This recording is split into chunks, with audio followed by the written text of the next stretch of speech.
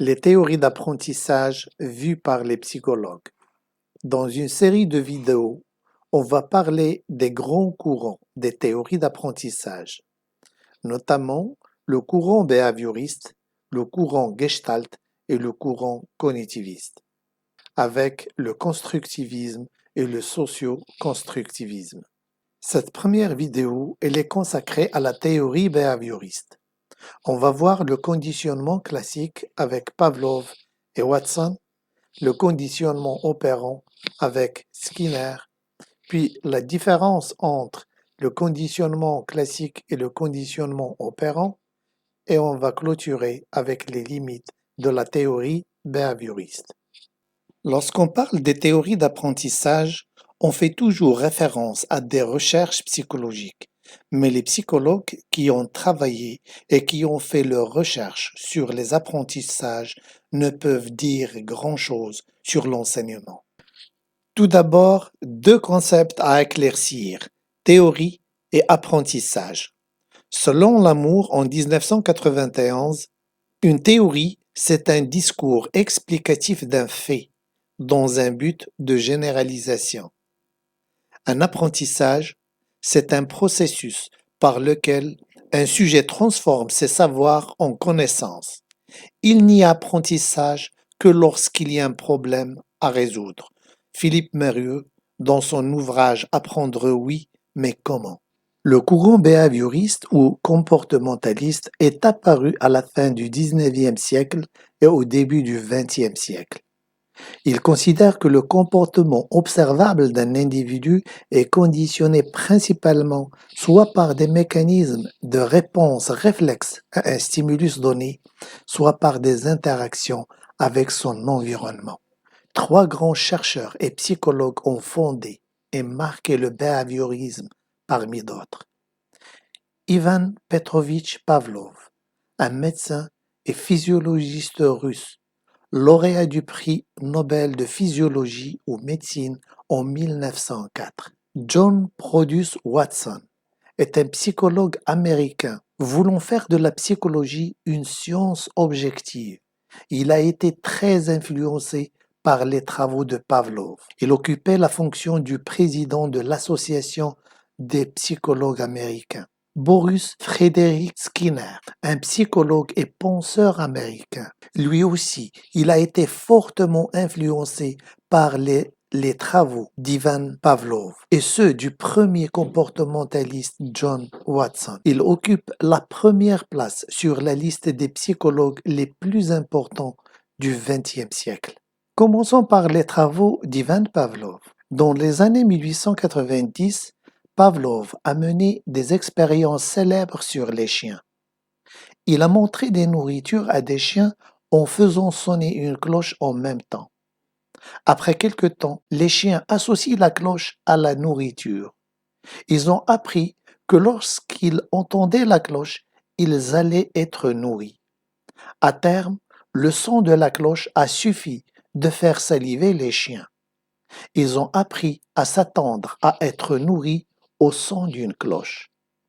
Dans les conditions normales, les chiens salivent à la vue et à l'odeur de la nourriture. On appelle la nourriture un stimulus inconditionnel et la salivation une réponse inconditionnelle. Personne n'apprend à un chien à saliver à cause d'un steak. Cependant, lorsqu'on associe un stimulus inconditionnel comme la nourriture avec quelque chose qui était auparavant neutre comme le son d'une cloche, le stimulus neutre devient un stimulus conditionnel. C'est ainsi qu'on a découvert le conditionnement classique. En 1920, Brodus Watson et Rosalie Reiner de l'université Johns Hopkins ont mené une expérience de psychologie pour étudier la peur chez un enfant de 11 mois. C'est l'expérience connue du petit Albert. Cette expérience a été critiquée pour son manque d'éthique et pour le traumatisme qu'elle a causé pour le petit enfant. Dans cette expérience, Watson a présenté à l'enfant une souris blanche, un lapin, un chien, un masque de singe et d'autres objets. et à observer les réactions de l'enfant à ces stimuli. Brodus-Watson a développé la théorie du conditionnement classique, qui est basée sur l'idée que les comportements peuvent être conditionnés par des stimuli externes. Lorsque l'enfant a montré de l'affection vers la souris, Watson a créé un bruit fort en frappant une barre en acier avec un marteau derrière la tête de l'enfant, ce qui a effrayé l'enfant et l'a fait pleurer. Après plusieurs répétitions de cette procédure, l'enfant a commencé à pleurer dès qu'il voyait la souris, même sans le bruit externe. Le rat blanc, qui était un stimulus neutre, est devenu un stimulus conditionnel lorsqu'il est associé au bruit fort du marteau. Le conditionnement classique consiste à démontrer qu'un stimulus différent de celui en vigueur dans l'environnement de l'animal peut générer la même réponse comportementale. Mais pour Skinner, cette approche ne prenait pas en compte l'action de l'environnement après qu'une réponse a été produite. Autrement dit, un chien peut effectivement saliver à la suite d'un son de cloche. Mais pour Skinner, cela vient du résultat de ce qui se passe ensuite, si l'acte de saliver est récompensé ou non. S'il est récompensé, alors la cloche deviendra le stimulus opérant. Si l'acte n'est pas récompensé, alors elle ne le sera pas. Sur cette base, Skinner fait apparaître la notion de contingence de renforcement pour désigner l'environnement qui va produire le comportement. Il se caractérise par trois aspects: les circonstances dans lesquelles le comportement survient, le comportement lui-même et les conséquences renforçantes. Deux éléments principaux constituent le conditionnement opérant: le renforcement et la punition. Dans le renforcement, les renforçateurs font que vous aurez plus tendance à refaire quelque chose, alors que dans la punition, les punitions diminuent les risques de répétition d'un comportement donné. Mais que ce soit les renforcements ou les punitions, ils peuvent être positifs ou négatifs. Positive ou négative n'est pas au sens éthique du terme, c'est-à-dire ne veulent pas dire bon ou mauvais, mais plutôt ajouter ou retirer quelque chose. Voici quelques exemples.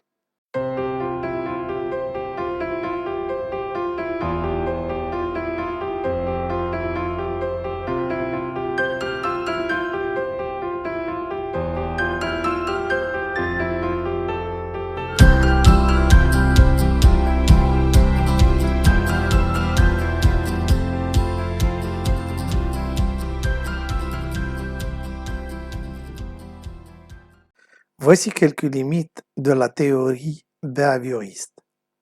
C'est le conditionnement qui permet l'apprentissage. La théorie considère l'apprentissage comme une réponse à un stimuli. C'est l'effet produit par la réponse qui fait qu'il y ait ou non un apprentissage. Dans cette approche, les réponses sont automatiques. Le sujet est considéré comme une machine. Pour comprendre l'apprentissage, on se limite uniquement au conditionnement.